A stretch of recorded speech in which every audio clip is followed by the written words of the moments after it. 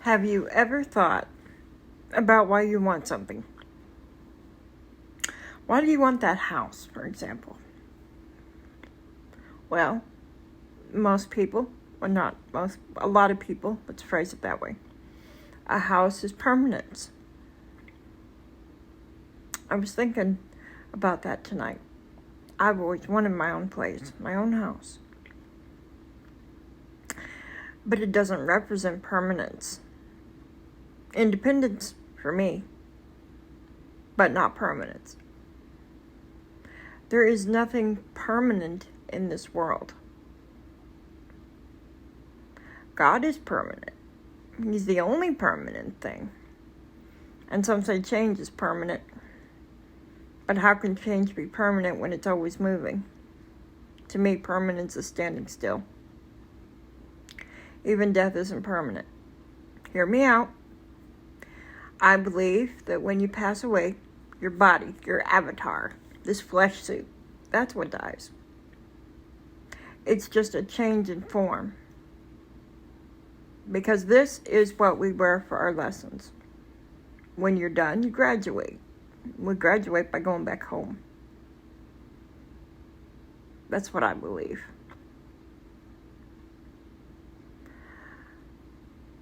And a friend of mine has passed away due to cancer.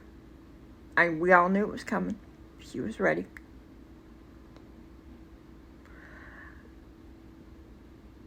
And yes, there's grief. But listen to me. I lost my best friend when I was 35. We were both 35 years old. We were 2 months apart in age. I grieved for her for 10 years. For 10 years, I lived in the past, in my mind, reliving those years that we spent best friends, living together even, going to college together. I did not focus on the here and now because she wasn't there. I did myself a disservice. Because while her physical body is no longer present, that doesn't mean to me that she's gone. It's just that I can't see her physical body anymore.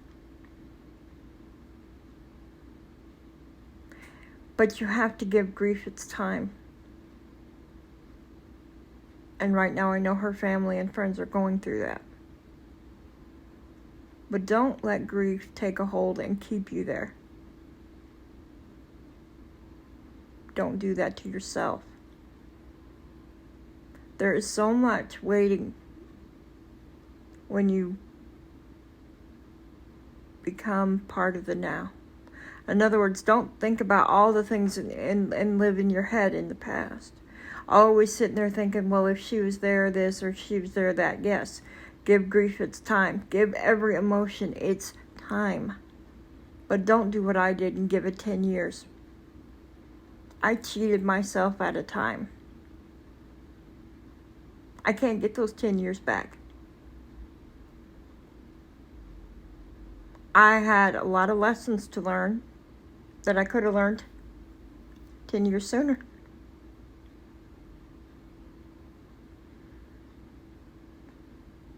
I love her. She's my best friend. I'll always love her. I love my grandfather, and I always will. My grandparents that are gone. My family members. But I'm not going to cheat myself out of every day that I've got by keeping my thoughts in the past. You cannot rewind life. Your brain does not know the difference between the past, the present, and the future. Your brain only knows now. So if all you can think about is that person and how you wish they were there, and years are passing and that's all you can think about, that's where you live then. Because your brain doesn't know you're thinking about the past.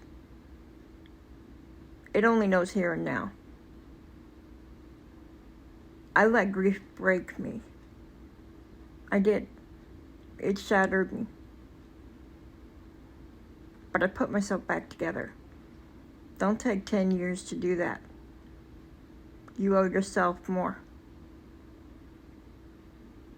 I know I sound like an ass, but everybody goes through loss. We're all going to do it.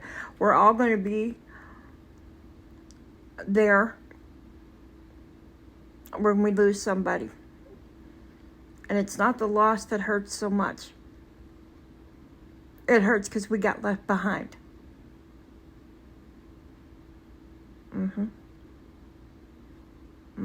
We don't want to be left behind. But God ain't going to call you home till your work's done. As slow as I'm going, it's going to be a while, folks. But I'm not going to keep my thoughts in the past. And I'm trying my dangest not to keep my thoughts, what if this happens, or what if that happens? Or maybe I should, because this might happen. I'm not going to should on myself. I did not say that. I said should. SHOULD. I should do this, or I should have done this. Because then I'm stuck. When you're thinking that way, your body can't respond. Because you're not, and then you're not thinking about what's going on right here in front of you right now. I got blessings right here in front of me right now. You want to see one of them? Let me see if I can find the button.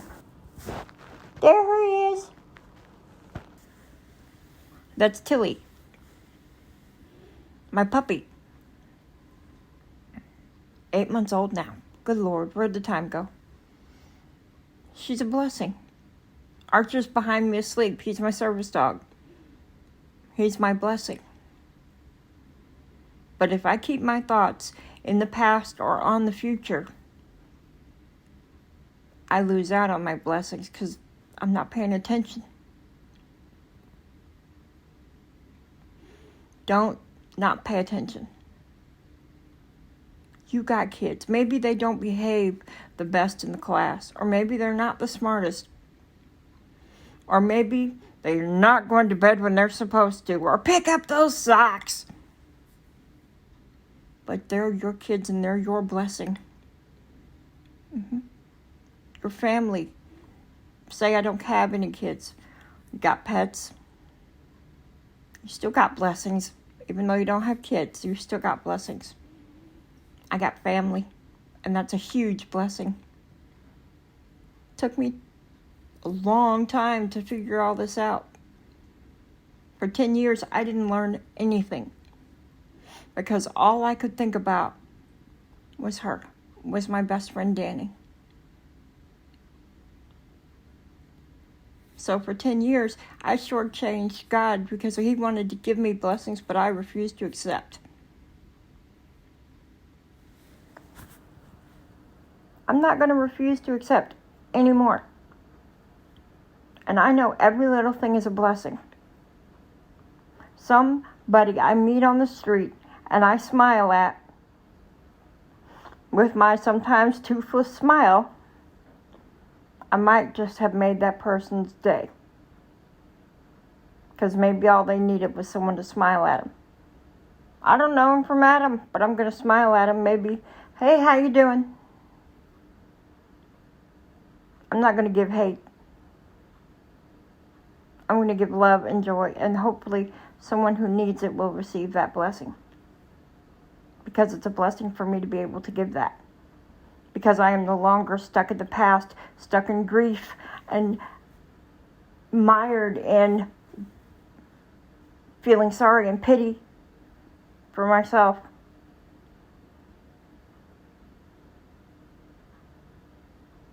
Don't do that to yourself. Give your emotions their time. Give your grief its time. Give your anger its time. Don't take it out on other people. But give it its time and then let it go. Because you can't receive a blessing if your mind's not in the current moment.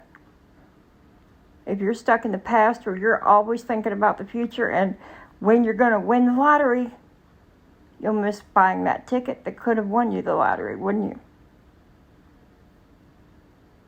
I heard something on Facebook and I kind of liked it. You got cows and you got buffalo. And you got a storm. They can both feel the weather moving in. Storm comes in. The cows bolt. They take off running. So do the buffalo. What's the difference? The cows are running from the storm, trying to get ahead of it and stay ahead of it so that it doesn't hit them. What did the buffalo do? They'll turn around and run right in the storm. Because on the other side of that storm is all the blessings that storm gave them. The water is needed to make the grass grow.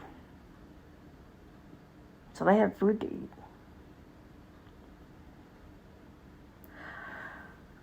My best friend died of a blood clot in the lung when we were 35 years old.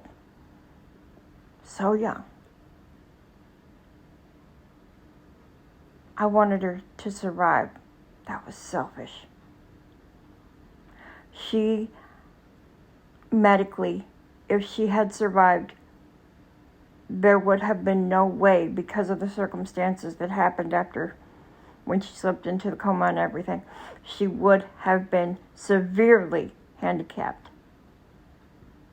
She was the type of person, and probably still is in heaven, love you, Danny, that could not have handled that. She took care of others and never liked accepting help for herself. So maybe it was the blessing that she didn't have to go through that. But I didn't see it that way. I was selfish. I wanted my Danny back. I wanted my best friend back. Don't let your selfish nature block your blessings.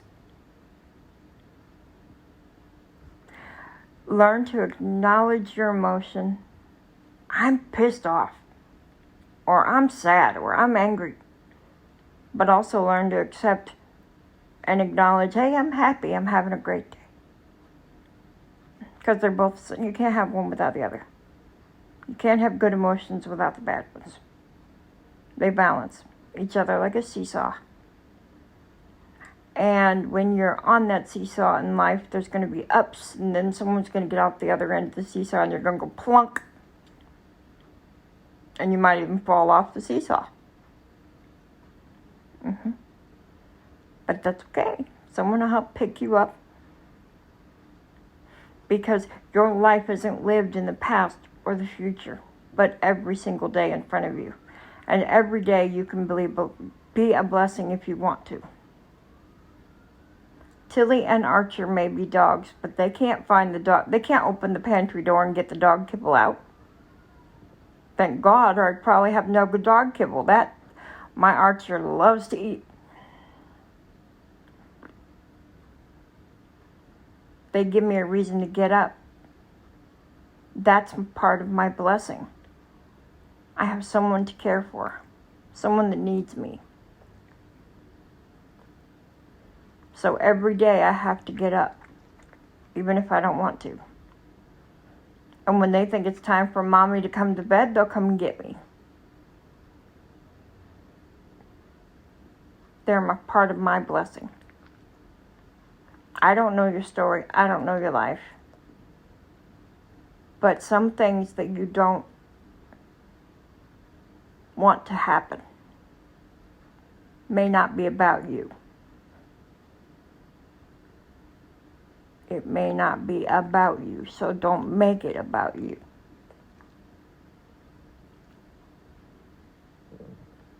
Why do bad things happen to good people?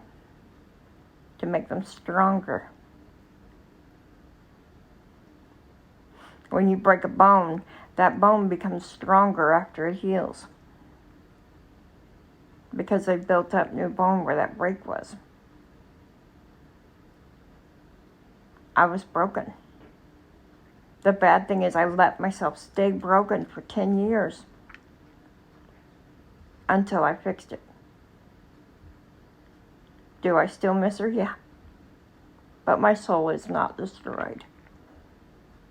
Because sometimes you go through something bad, not because you're a bad person, but because someone else is watching how you handle that situation.